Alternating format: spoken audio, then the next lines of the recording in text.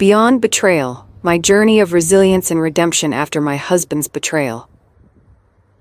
Here's the story titled, Beyond Betrayal, My Journey of Resilience and Redemption After My Husband's Betrayal, structured into 25 chapters, each containing about 200 to 220 words.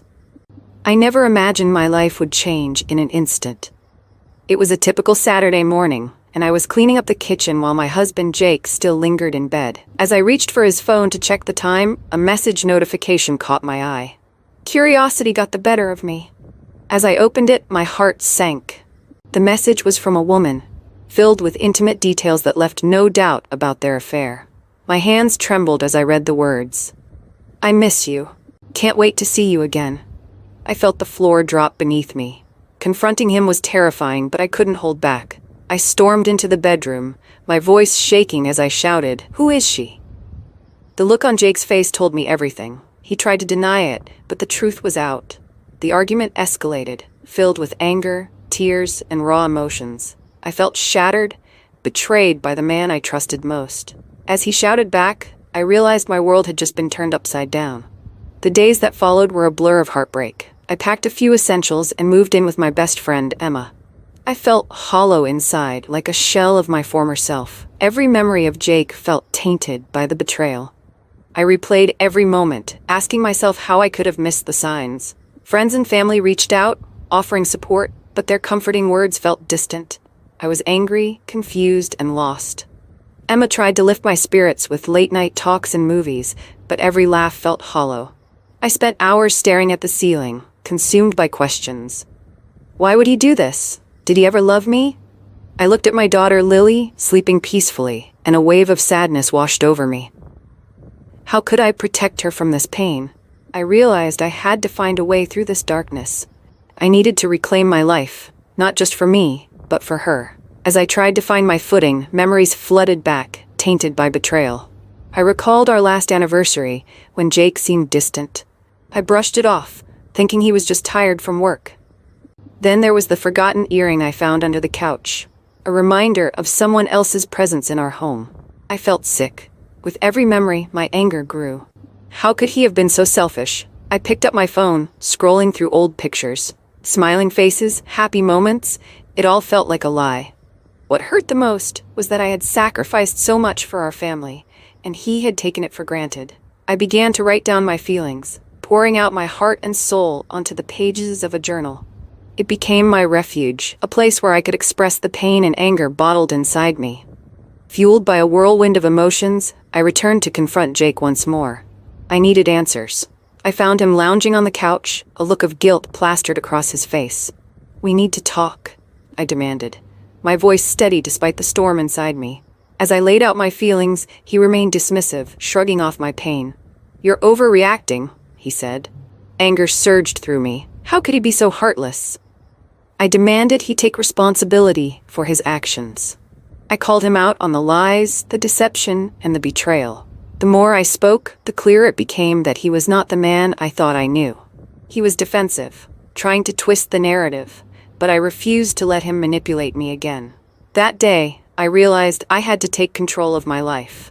I wouldn't let him dictate my worth anymore. After the confrontation, I felt a mix of determination and fear. I needed to find stability for Lily and me. Emma encouraged me to join a support group for women dealing with betrayal. Reluctantly, I agreed. The first meeting was intimidating, filled with women sharing their painful stories. I listened as they recounted their journeys of heartbreak and healing. Each story resonated with me, igniting a fire within. I realized I wasn't alone. The camaraderie and shared experiences empowered me. I began to see the possibility of a new life, one where I could thrive despite the pain. With newfound determination, I started applying for jobs. I had put my career on hold to support Jake's ambitions, but now I was ready to reclaim my independence. I dusted off my resume and filled out applications, each one a step towards a brighter future. I faced doubts along the way, wondering if I could really make it on my own, but with every rejection, I reminded myself that I was stronger than I thought. I attended interviews, feeling a mix of excitement and apprehension. I was ready to prove to myself that I could thrive without Jake. One day, I met with a lawyer to discuss my rights regarding the divorce. The reality hit hard when I learned that I might have rights to significant assets, including our home. I felt a glimmer of hope as we discussed the legal process. My lawyer advised me to document everything: our finances, Jake's infidelities, and any communications that could help my case. I began gathering evidence, meticulously organizing every detail. I felt empowered as I took control of my narrative. I was no longer the victim. I was a woman ready to fight for her rights. Jake's betrayal became a topic among our friends as the news spread. I felt a mix of pain and satisfaction. The truth was finally out. Friends reached out, expressing their shock and support. Each conversation reaffirmed my decision to leave him. I realized I was not alone in this fight. The betrayal had shattered our social circle, but it also brought me closer to those who truly cared. I felt strengthened by their support. Reconnecting with old friends became a lifeline. I reached out to those I had lost touch with during my marriage.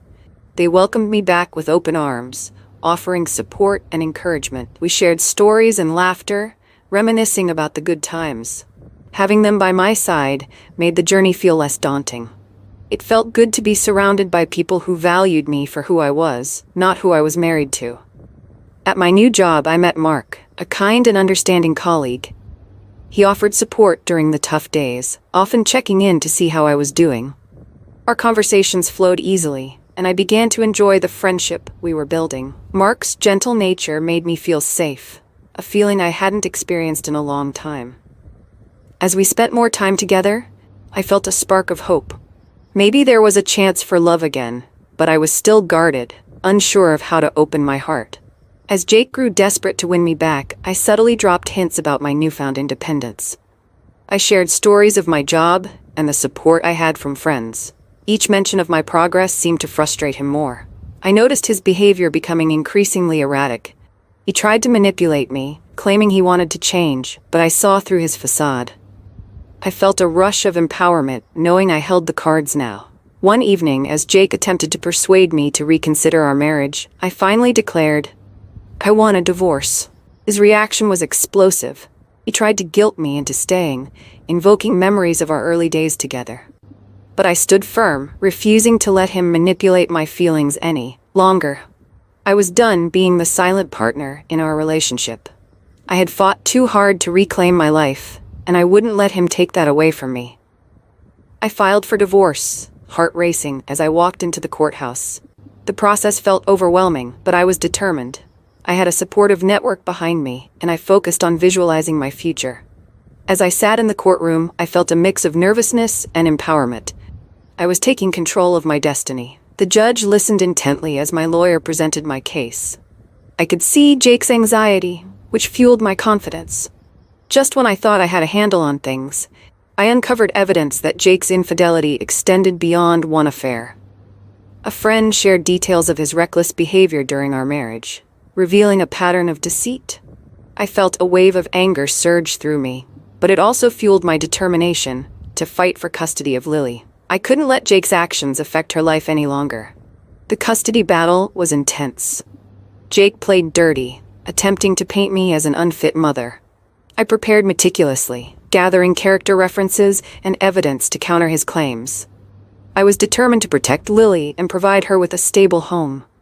Each court appearance felt like a battle, but I refused to back down. I was fighting not just for myself, but for my daughter's future. As the media picked up the story, my journey gained traction. I was surprised by the support that flooded in from strangers who resonated with my experience. I used my voice to advocate for others facing similar situations, sharing my story and empowering them to reclaim their narratives. The more I spoke out, the more I felt my strength grow. With newfound confidence, I negotiated a fair settlement that secured my financial stability. Jake's attempts to belittle me backfired as I stood my ground, asserting my rights. Each victory fueled my determination to create a better life for Lily. I realized that I had the power to shape my future, and I wasn't going to let anyone take that away from me. Watching Jake's public downfall felt like sweet justice.